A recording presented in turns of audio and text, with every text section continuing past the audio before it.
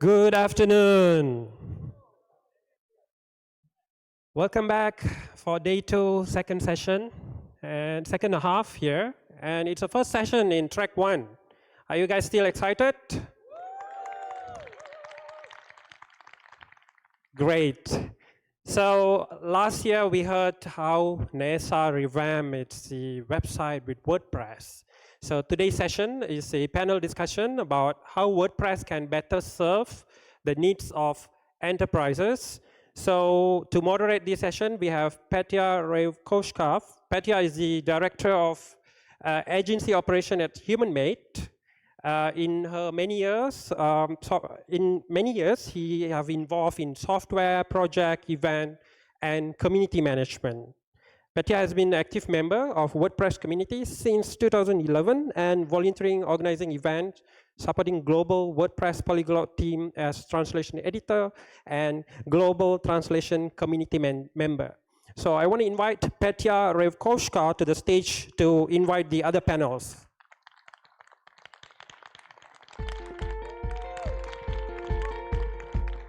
Thank you. Hello, everyone. Okay, so last year, before WordCamp Asia 1 in Bangkok, we hosted a meetup, a small gathering of about 100 people that we called the WordPress Enterprise Gap.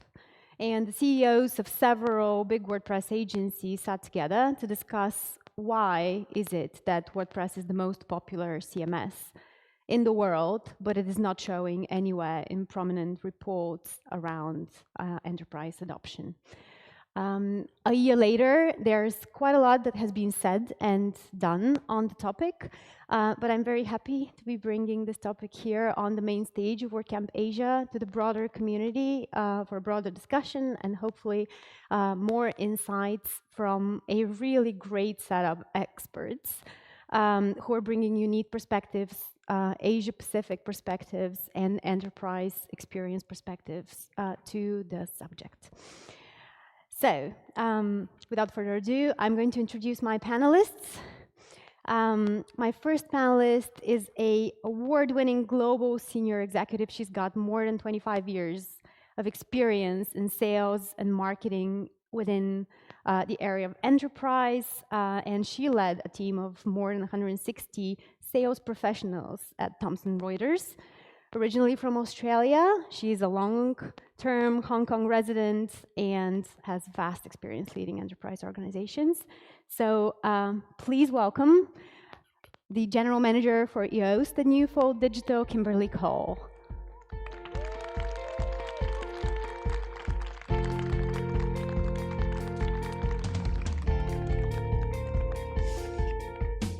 My next panelist, plenty of you will know really well. He is from Pune, India, and is the founder and CEO of one of the best WordPress enterprise agencies, RTCamp. It's a global enterprise agency delivering to enterprise clients for years. He's also well known within the community, having contributed to various different WordPress teams. Please welcome Ro Bansal.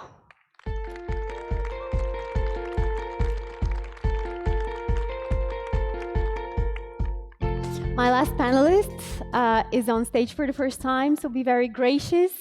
She's from Singapore and is the Senior Account Strategist at HumanMate for the Asia-Pacific region. For the last 5 years, she's been battling big, multi-faceted departments at one of our biggest clients, a financial institution, and she knows all about working directly with clients within the enterprise. She's got experience in business management and business intelligence and brings quite a lot of sophisticated design thinking into the process of interacting with enterprise clients. Please welcome Lorna Lim.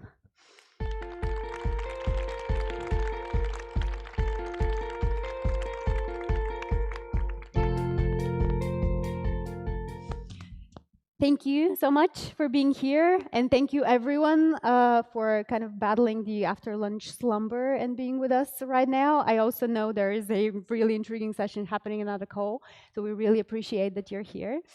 All right, let's go. So Kimberly, enterprise can be a little hard to define. As somebody who comes from a multitude of enterprise organizations and is new to the WordPress community, can you kick us off? Give us like a little bit of a definition. What is the difference between kind of an enterprise client? And maybe then you can share a little bit about how the WordPress community seems and the WordPress project seems from the prospect of enterprise. Sure. Thank you very much for including me on the panel, Petya.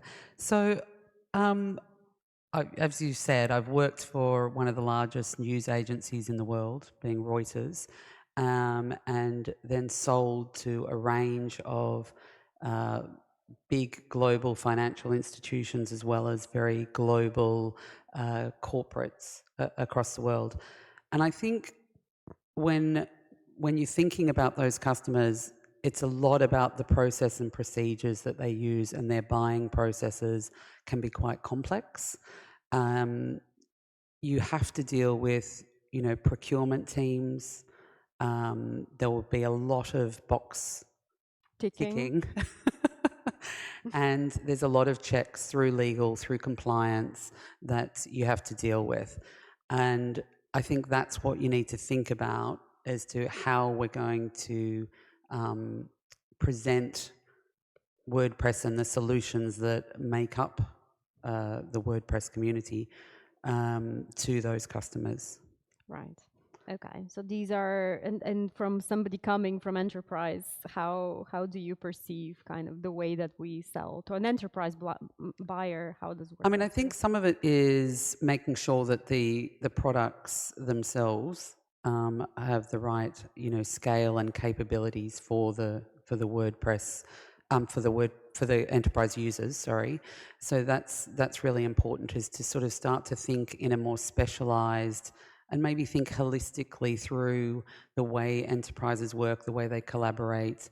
That's certainly something we're thinking about from a Yoast perspective. Is that the workflow that exists in an enterprise that you may need to address.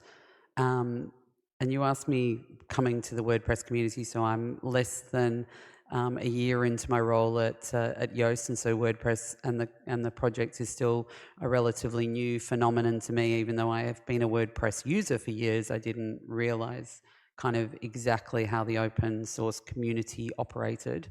And I think from an enterprise perspective, sometimes that could appear a little chaotic and difficult to hold people accountable, which enterprises like to have someone that they can really hold accountable for what it is that they have bought or that they are using. Right. Okay.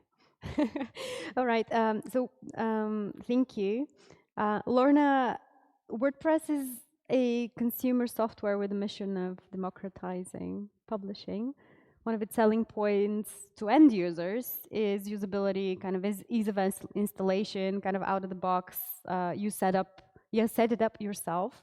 The traditional WordPress user is somebody that creates their own blog. But the enterprise buyer is not a WordPress user. So at Human Made, you manage the relationship with like a very big financial institution. What would you say matters the most to enterprise compared to the end user? You're fine. Hi. Yeah. Okay. Yeah. So I think it's difficult to narrow it down to like one single most important thing, because for enterprise clients, if they were to change CMS, the whole change management is very costly, and they don't want to do that. So the decision making is a lot more considered. So there are like a lot of factors that you need to think about. Definitely one key one is the brand reputation is super important. Revenue is important. So they need it to be performant, needs to be scalable, needs to be reliable. The people who are using the system, they have to be able to do their jobs. There are like so many people in the company. They have to be able to do their jobs easily and quickly all the time. So that's important. Scalability, extensibility, functionality wise, that is also very important because they're thinking a lot more long term, like when my business grows, what are the other things I need to do? I need to be able to do it on the same platform and to have that longevity. Yeah, so usability also very important, just that they have a lot more users. So I think also the complexity with a enterprise client is being able to not just empower and enable the users to do what they need, but also to balance that with control. And not have people going rogue and doing whatever they want. So I think that is how they differ from a general user. Yeah. Yeah. Does anybody want to add to that, Raul? Yeah, You're okay. Yeah. I think apart from these things, like these are all valid things. Security is also plays a big role, and when we say security, it's not just like the code, but also the the IT team. Usually, in these large enterprises, have something like single sign-on, and they have different integrations for auditing, logging. So Yeah. the WordPress also need to play very well with these within the And we can argue WordPress can provide all of that, but regardless, when we go and pitch, it feels like we lose to the big players. We don't even, there's not like a large WordPress adoption among enterprise. So, we're not showing in the Gartner reports and the Forrester reports. There are different reasons for that, but still. So when you pitch to enterprise clients, what platforms do you mostly kind of lose those pitches to? If you don't get that, like who are the competitors that most likely are most likely to kind of win against WordPress? So, like there are many reasons. Like the buying process of every enterprise is very complex. Yes. So the few platforms that keep showing again and again is one of them is Adobe Experience Manager. I think sometimes Sitecore and sometimes Drupal. Personally, I don't mind losing to Drupal because they're open source. In other cases, uh, I think like so this with other solutions like the proprietary ones, the enterprises have this streamline flow, like they know who is responsible for what. And with WordPress, the decision making has it's not like the decision making starts from -1. Like they first have a lack of clarity, like how to approach, whether they should talk to the hosting company, they should talk to agency first, or they should talk to plugin or other players first. But then this is where I see the opportunity, because uh, in the earlier case, like with the AEM and all, what they're looking are basically at a single point failure. And as the concept of composable DXPs or composable solutions grow, I feel like the tide will turn in favor of WordPress, and I hope these publications like Gartner also start taking composable solutions seriously, Yeah. because what they do kind of creates a lot of bias against WordPress. A little biased. So what are the common misconceptions? Yeah. What are then the common misconceptions? Maybe you continue, and then Lorna and Kimberly, you can bring kind of the outsider perspective. So what are some of the misconceptions that you have to work against when you're trying to sell WordPress? So the number one is WordPress is not secure, and that sometimes it comes from like really dumb assumption that because hey, we can, if everybody can read the source code of WordPress, then it must be easy to hack. But what they don't understand that it's opposite. If everybody is reading source code of WordPress or Linux or any open source software, that means there are so many eyeballs on that software, and security issues are very hard to sneak in. So that security is the first thing. Then they usually have heard like things like, okay, such a so plugin got hacked and that hacked, but they don't understand, okay, this is not the core. If a particular plugin company has a like missed some security issues, that is not a reflection of core, and then they can work with specialized hosting companies and agencies which will take care of patching these things Right. well in advance. Yeah. So something like that, those are the extra things we need to clarify. We need to think. Lorna, do you have anything to add? Yeah, I think definitely security is the huge one, the biggest one that I see also dealing with customers. And surprisingly, it's also coming even from technology teams, security teams, which like I would think that they are experts in, in this area, but they are also, having questions. So just imagine like other stakeholders in the business who are even more removed from the technology and all that. And that is really difficult to navigate because you have to convince all the stakeholders and the different departments, not just one decision maker. So yeah, definitely security. The other one I think is, I think I can quote a client saying, users are telling me that WordPress is irrelevant. So I think there is a perception that's quite old, and with technology especially, people always want the new and shiny things. They want exciting things. And WordPress is just like, I heard of it before. It's a blogging software, nothing exciting. And what we see also is that there are big companies out there who are very good at sales and marketing. And they have their salesperson going to the offices, presenting new solutions, innovative things every day. And so it's like, it seems a bit quiet on our side. Like, what's going on? And the messaging is maybe very fragmented. So there could be a lot of innovations going on with plugins and in the space, but there is no targeted way to have that reach the end enterprise clients in a way that is filtered and relevant to them. So I think that misconception is not really helping because it's so saturated and there's no clear one messaging for the clients. Yeah. Yeah, I think they're all excellent points. I'd probably just add scalability and performance are obviously really key, drivers for enterprise buyers.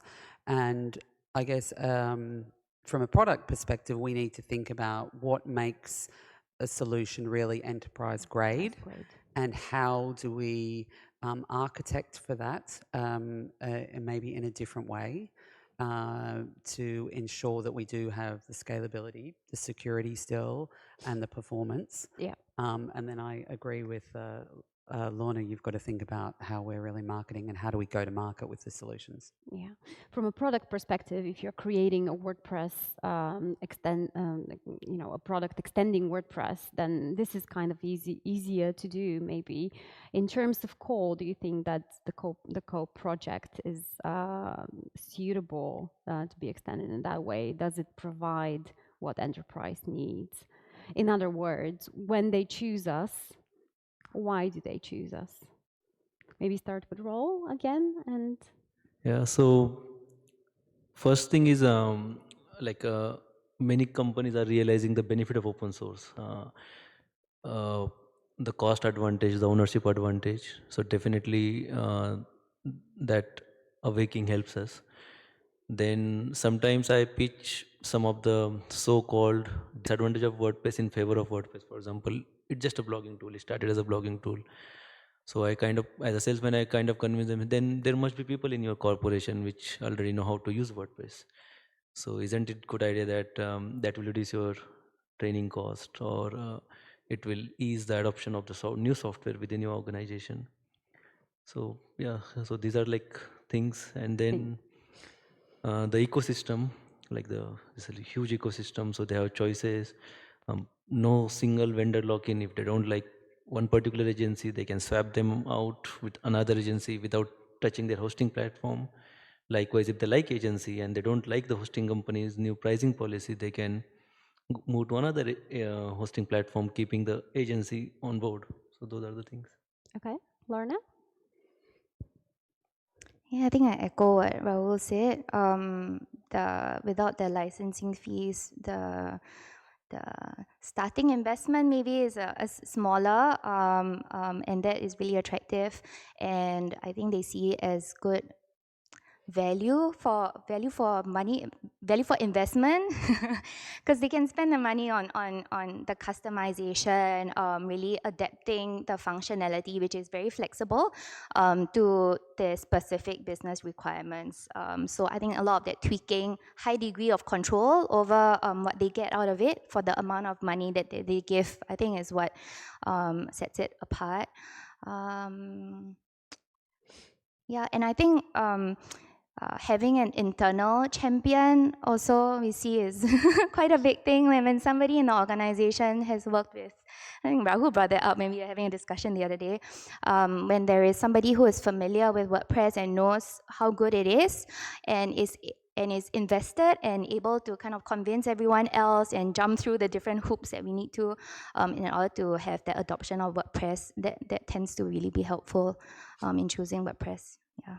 In fact, there is quite a lot of survey data that suggests that enterprises are happy with WordPress. The most recent report, Enterprise CMS report, WordPress report, showed this like really curious statistics where organizations that were surveyed were really happy with it, but like more than 62% of them have been using WordPress for more than 5 years.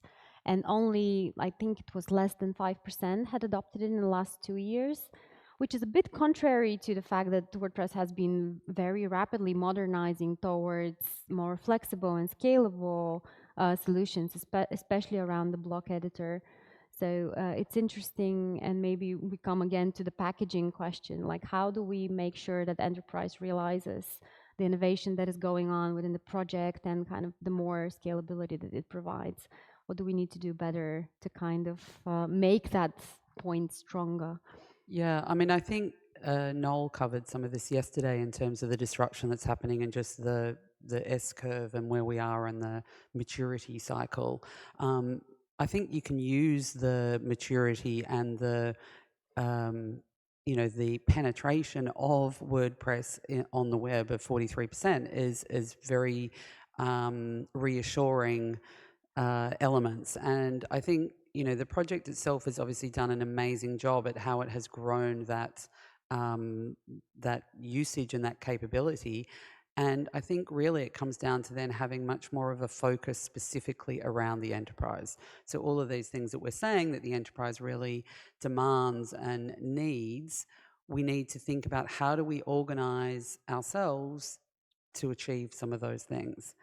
And I think the project and the community has done well at organizing around a whole range of different things. And so the ability to then look at the enterprise space and consider how we grow that and really focus and develop specialized solutions that meet that enterprise objective, I think is really key. Yeah. We talked a little bit about how one of the key selling points of WordPress is like the availability of vendors and people and service agencies able to provide that sort of service. But is that really true? Like, Raul, from your point of view as an agency CEO, are the majority of WordPress agencies ready to meet the demand of working with an enterprise client? Can you tell us a little bit about your experience entering into that world? How is it different than servicing kind of the average client? And are we ready to meet that demand? We know it's way more complex working with an enterprise. So yeah, definitely it's complex. For example, initially we didn't want to be enterprise agency to begin with, and we didn't realize when we become one. So the only thing I remember was that who are this client? Like, why are they asking so many questions? Why so much paperwork? And like why are they taking so much time to sign the deal? Like, it's like we were used to working with small businesses who will just give the approval over email, send 50% over the PayPal, and in 3 months you can ship the entire site from start to beginning. And here, like 3 months are just going in paperwork. So yeah, this enterprise market is small. It's tough to crack, but as we grew, we found these are worth, like these projects pay well. They are quite satisfying in terms of engineering work you do, like the kind of solutions you build. So over the time, we shifted our focus to the larger projects, and it has been like positive experience. Like that's why many of the agency friends, the other CEO friends, I kind of like keep convincing them to go up market, try to sell WordPress to the larger client, uh, and these days like we have like a quite a precedence, like the NASA, White House, these are the big names. So selling to enterprises is easier compared to the older days. Okay. All right. Lorna, would you like to kind of outline for small agency owners out there what are what are the monsters that you need to battle in enterprise, and what do they need to be prepared for? Yeah. When Kimberly mentioned like legal and compliance and all, it's like, oh, I feel it because I deal with it every day in my role. Yeah, it is really extensive, and I can also see that it can be costly for a smaller agency to kind of tackle these things. Even like compliance, legal is not cheap. There are a lot of things you have to get ready to be able to kind of assure clients, enterprise clients, that you're ready. Especially for them, risk assessment is a huge thing, right? So even working with a small vendor, to them that is very risky. So there's a lot of work that needs to be done on that front. And the long sales process that is involved, it takes 6 months, a year more, and a lot of back and forth. And within that time frame where you are waiting for approvals to be done, people to be convinced, people are changing roles, people are like leaving the company, and then it's like, where do we go from there? So I think navigating all that is definitely quite challenging, and needs a lot of like documentation, good handover, so you can like service the client well over that period in order to close the sale. Yeah. Right. In fact, my colleague Siobhan gave a really good talk yesterday about what it means to catch your first whale, and I remember us talking about that, and we talked about how important it is not only to win your first enterprise client, but to be able to kind of get them on board. So yeah, it seems like it's quite a lot more challenging than working with the small business owner or the marketing exec. Okay, so I'm looking at some data here. So how do we do it? How do we package WordPress better? What do we need to stress on? How do we make sure that the right message gets to enterprise? Kimberly? I mean, I guess it was sort of what I was saying before in terms of the focus around what is it that the enterprise needs. I guess the way we're thinking about it at Yoast as well is how do we specifically, develop solutions that are really optimized for the enterprise. And some of that will be how we architect our solutions. Some of that will be how we think about individual elements that we API that will potentially help agencies as well to almost be able to pick and mix the kind of key elements that you will need, because every enterprise is not necessarily going to have a one-size-fits-all requirement around things. So I think there's a number of things that could be done in terms of how you create the potential technology stack or solution that enterprises need. But I think the number one thing really is how do we focus and how do we think about how we grow that enterprise market as a whole, and how do we market and promote it. Which I think Raul had some good examples of how that was done in India that it'd be good to hear from. Yeah, so we were discussing about the scale that agency consortium we set up recently, and there was a precedence in India. So few years back in India, people used to put their savings mostly into gold and real estate. Stock market and other things were like quite scary.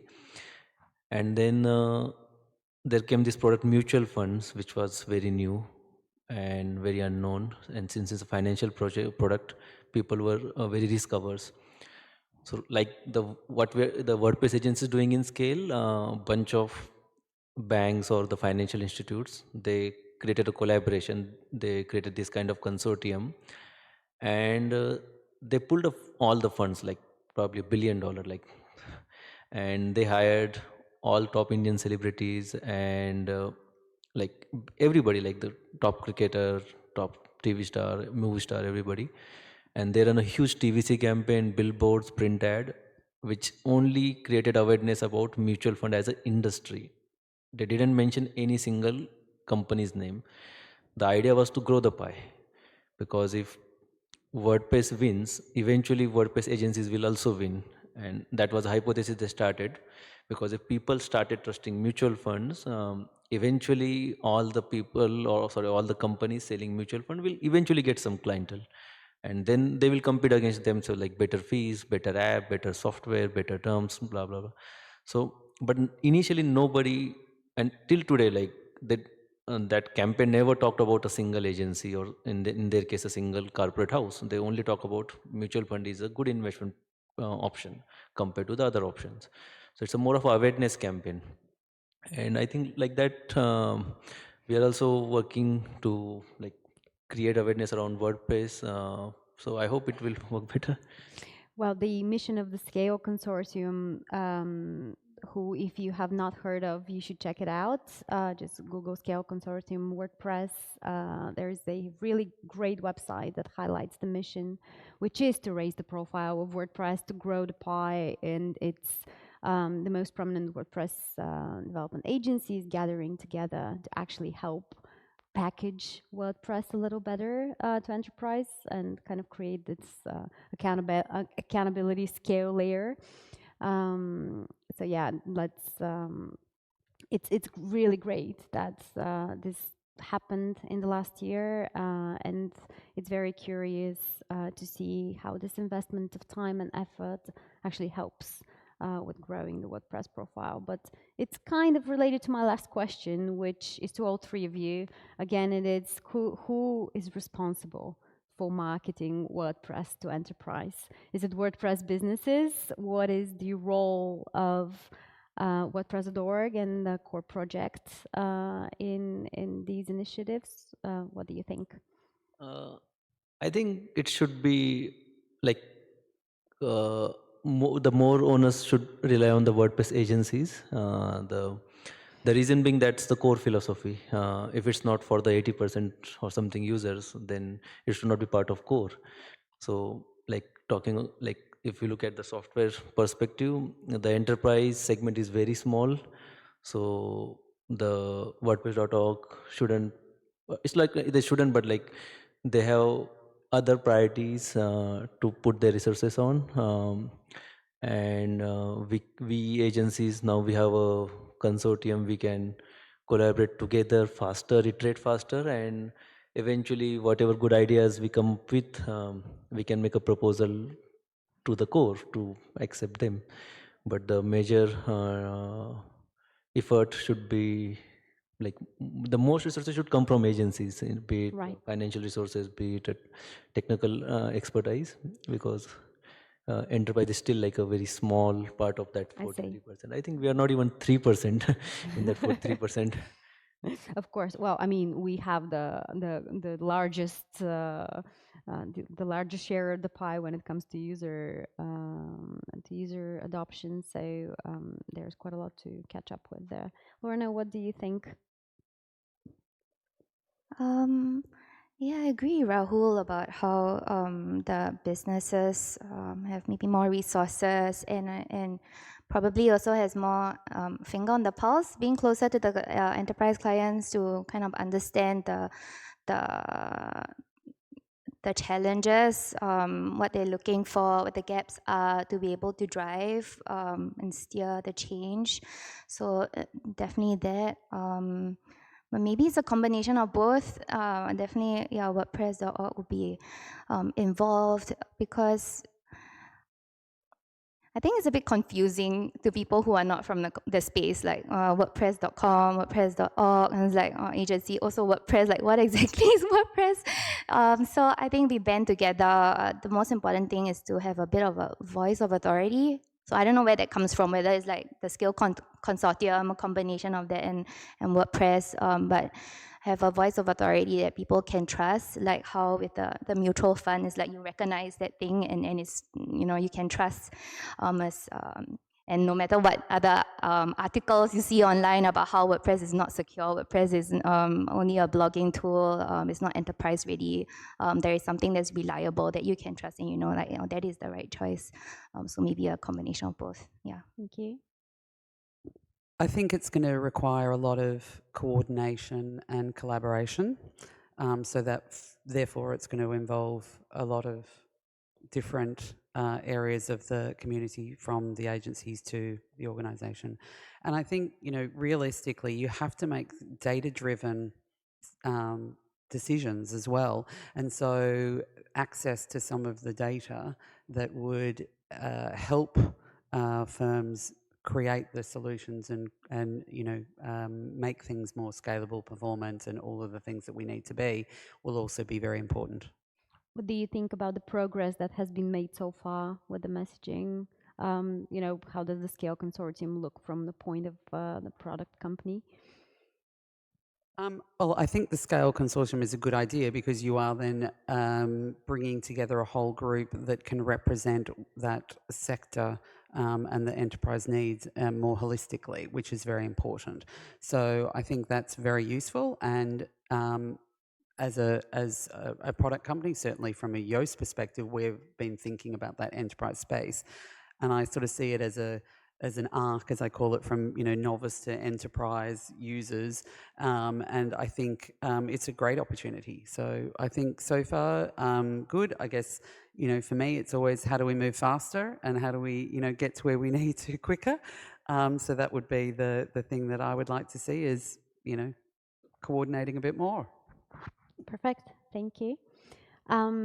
And at this point, I'd like to open the questions to the floor, to all of you. Yeah, I see that there's a question there. Hello. Hello. Firstly, just want to thank you. The insights you gave here have just been fantastic, and I think a lot of us here in the audience have been dealing with this on a daily basis, trying to bring WordPress in the enterprise. I guess my big question is, and I had a big discussion with one of my colleagues about this morning, is do we need to bring WordPress? Do we have to like almost create a different version of WordPress for the enterprise, like they do with Acquia and Drupal, or can we bring WordPress as is and make it enterprise? Who would like to take that? Do we need to create a different version for WordPress for enterprise, like some of the other open source CMSs do?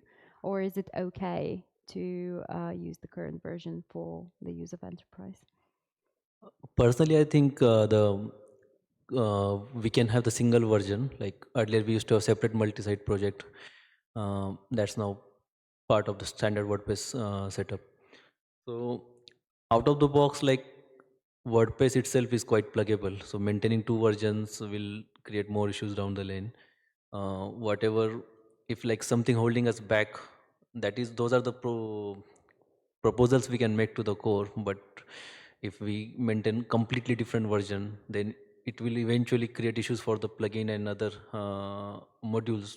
They might need to do extra work to support two different WordPress versions.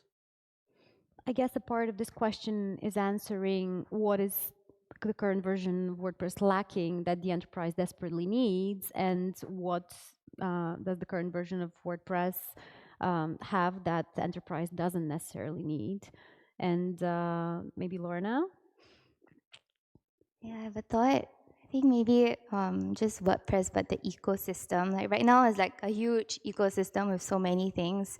I find that's hard for people to enterprise clients to navigate. And if we could create a subset, like a WordPress enterprise ecosystem, like all the things that are only relevant to enterprise, that would help make I think the decision making and understanding WordPress a lot easier for enterprise clients because there's so much out there that is like maybe irrelevant to them. And then looking at the whole the journey, because I think it was mentioned, was it accountability? Accountability is one thing, right? Yeah. But also, if you look at it from a client journey perspective, it can be very disjointed because you're dealing with so many people when you're working with WordPress rather than just one company. So I think that whole experience, I don't know how you can make that a bit more distinct and a bit more cohesive across.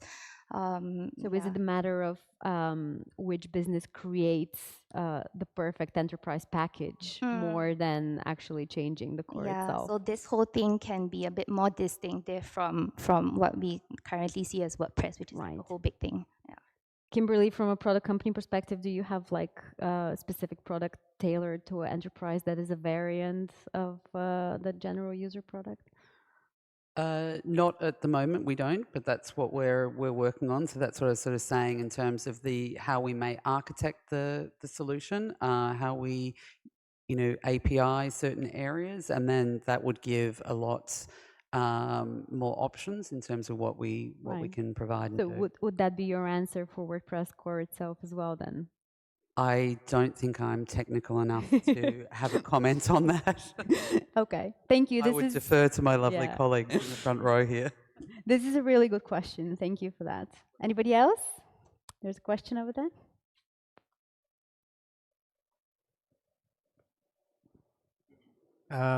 Thank you for the panel, very informative. My question, oftentimes we will have, and this is perhaps really good for Rahul, but oftentimes we'll talk to enterprise companies, etc., about using WordPress as part of their stack. And one of the questions that does come up quite frequently, especially from like engineering teams, etc., is obviously with something like Adobe Experience Manager or Sitecore, that is, as Lorna, you said, it's one throat to choke. It's someone you can point to directly. But how do you approach the conversation of supportability and maintainability, especially if you've created something that's specific to that enterprise organization's needs, and it might be like a custom theme plugin or some sort of tooling?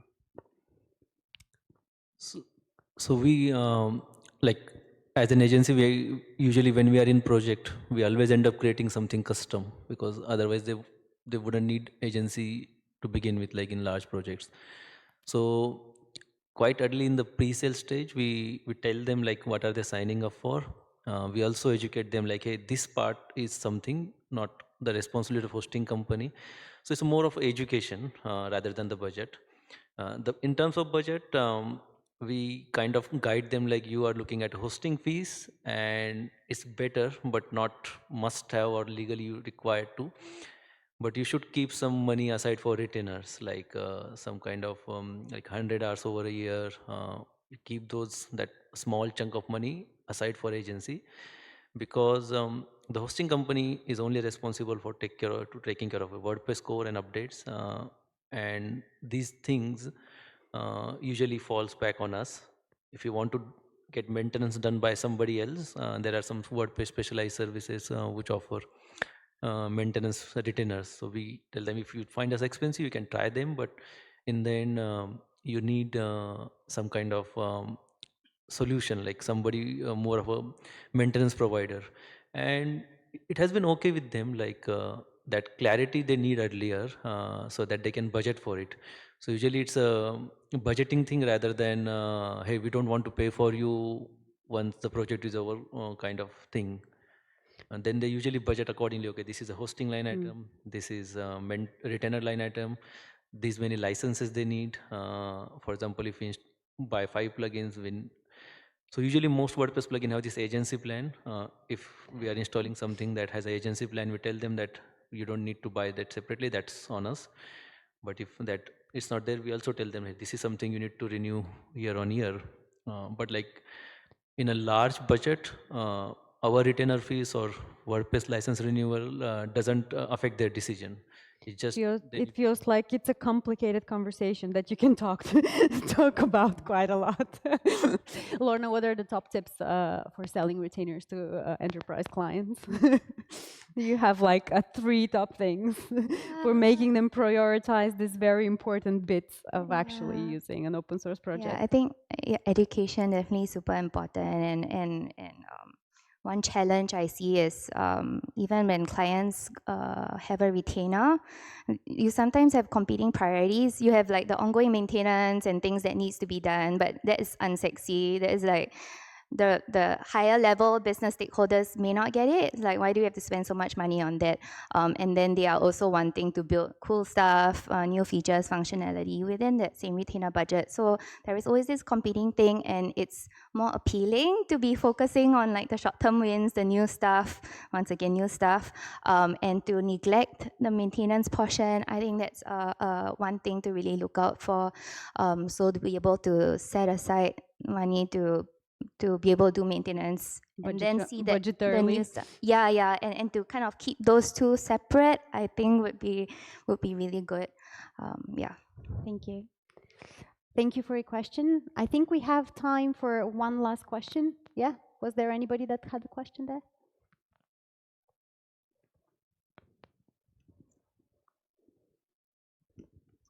Hi, you guys brought up a lot of different issues. Sorry, can you hold the mic in front? Sorry. Yeah, so we can hear. You guys brought up a lot of different issues, but when you start combining them all, I'd love to know your perspective from the Scale Consortium point of view. You know, compliance is one piece of it. A lot of customers are asking for SOC 2 Type 2 compliance, or they might want the agency to be ISO 27001 certified, et cetera. Then, you know, WordPress VIP is now FedRAMP certified, but which dev agencies can work on federal contracts, et cetera. And then I think it was Lorna mentioned the large ecosystem. Customers, enterprise customers, they're not going to do a separate contract for each plugin and for each agency, et cetera. They want one contract, and you might have to do a subcontract arrangement to drive that value proposition. But they also can't do change management across all these different ones at different times. They need the plugins to all be updated at the same time, which is also updated at the same time as PHP, as WP Core, et cetera. If it's on different tracks, they're not going to do it. They're going to turn that plugin off, or they're going to pin it, and they're just done, right? And then that puts them at security risk, or they lack functionality. So just tying all that together, how do you, from the Scale Consortium point of view, how do you even address all that? It's a good question. How do we address the fact that the client wants a one-stop shop and won't sign different contracts with different vendors? So Scale Consortium is still evolving, so it will be immature for me to answer on the whole consortium's behalf, but I can answer for my agency that one contract thing is real, like many clients want it. So at agency level, we have this arrangement with hosting companies that if that situation arises, we are okay to that thing you mentioned, subcontract under them. So we kind of estimate our efforts and put a number on it and pass it to the hosting companies, and then hosting companies add a line item and create a single like bid or single purchase order for the like a proposal for the end client. So is it's then the vendor's responsibility to take care of packaging that and kind of providing the client, the enterprise client, with this ease of use, I guess. So in that case, and in many other cases, we take care of the plugin responsibility, even like paying for the renewal fees. So it varies. Like in that earlier case, like if client is very picky on the pricing, and sometimes clients see that advantage, because if they're paying separately, then they have the control over who to pay and what to pay. Like we can say these are like small or medium size enterprises. The usually large one, the federal one, we work with governments in many different regions. They usually want one vendor. They're okay to pay extra, but that they need more assurance, more guarantees. And there we kind of get it earlier that they don't want to deal with the 5 plugin companies or like that. So we include that pricing in our budget. Like say when we say, okay, this is going to be $10,000 retainer fees, we internally per year, like, so we internally assume that $1,000 of it will go to the plugin license renewal of budget. But what about the ongoing management of those plugins, et cetera, and making sure that upgrades happen at the right times, that they're all in coordinated fashion, they stay enterprise grade and security grade?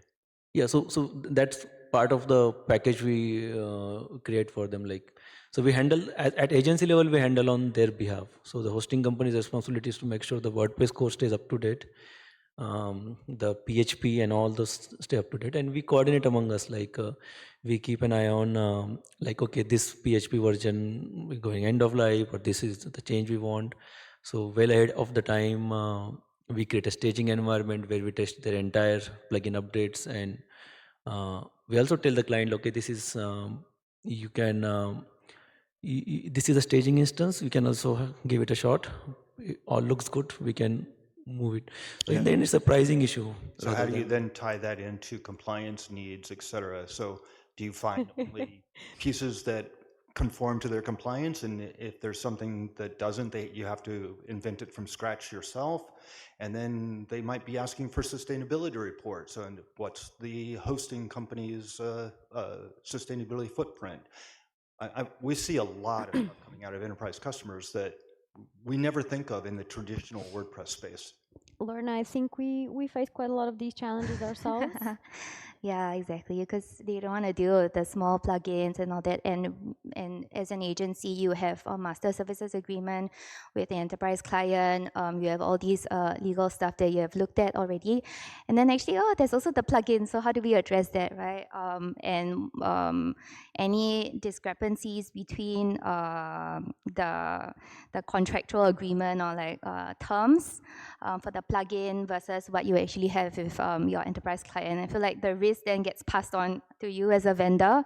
And of course, if all things go well, nothing goes wrong, that's great. But in the case that something does go wrong, and it's like, oh, actually, I'm not holding up my contractual obligations or legal when you got I'm not sure how to put it, legal obligations to the client, then there is a high risk. So it is costly to look into all this. And now I wonder also if, as a skill consortium, if every agency has to deal with the same kind of problem and be doing the same thing over and over. Is there a way we can kind of band together and it's like, okay, these are the common plugins that are used, we understand the terms, and we make sure that this is like enterprise ready, and kind of fill in that gap and make sure you don't end up like, replicating the same work, which is very, very costly. I guess that's probably a good next challenge for the Scale Consortium, and something that we will continue to work on.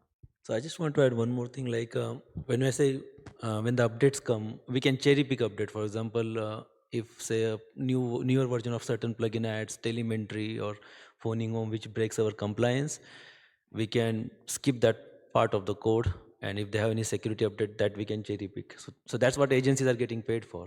Yeah. So, and in GPL, that's perfectly legal. So that's where we have the advantage of GPL. We can keep our like versions like that.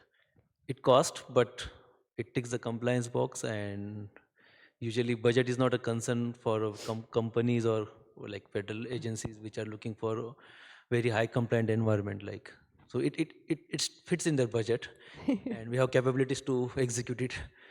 So it's a match. Thank you for the question. A very good question. It's a nice question. We're out of time.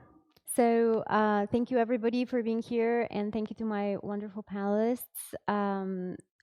We're going to continue the conversation, and it's been my absolute pleasure to host this panel for you today. Thank you.